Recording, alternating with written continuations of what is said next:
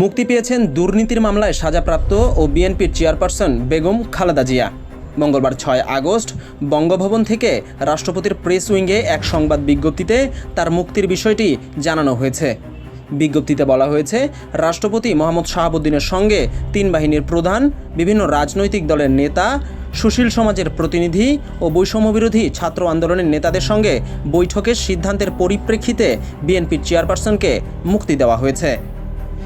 এদিকে গতকাল সোমবার ৫ আগস্ট বঙ্গভবনে ৩ বাহিনীর প্রধানদের উপস্থিতিতে বিভিন্ন রাজনৈতিক দলের নেতা ও নাগরিক সমাজের প্রতিনিধিদের সঙ্গে বৈঠক করেন রাষ্ট্রপতি।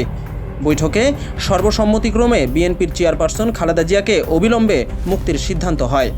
বৈঠকে বিএনপির মহাসচিব মির্জা ফখরুল ইসলাম আলমগীর, মির্জা আব্বাস, জাতীয় পার্টির জিএম কাদের প্রমুখ উপস্থিত ছিলেন। আওয়ামী লীগের শাসনামলে বিএনপির চেয়ারপারসন খালেদা জিয়া দুর্নীতির ২ মামলায় সাজা পেয়ে ২০১৮ সালের ৮ ফেব্রুয়ারি কারাবন্দী হন। এরপর ২ বছরেরও বেশি সময় কারাবন্দী ছিলেন বিএনপির এই নেত্রী। পরিবারের আবেদনের পরিপ্রেক্ষিতে সরকার এক নির্বাহী আদেশে খালেদা জিয়ার সাজা ২০২০ সালের ২৫ মার্চ স্থগিত করে তাকে শর্ত সাপেক্ষে মুক্তি দেয়। তখন থেকে ৬ মাস পর পর মুক্তির মেয়াদ বাড়িয়ে যায় সরকার।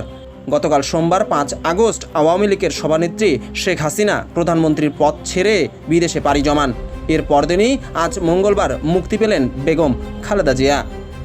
বিজন কুমার, দ্য রিপোর্ট.লাইভ, ঢাকা।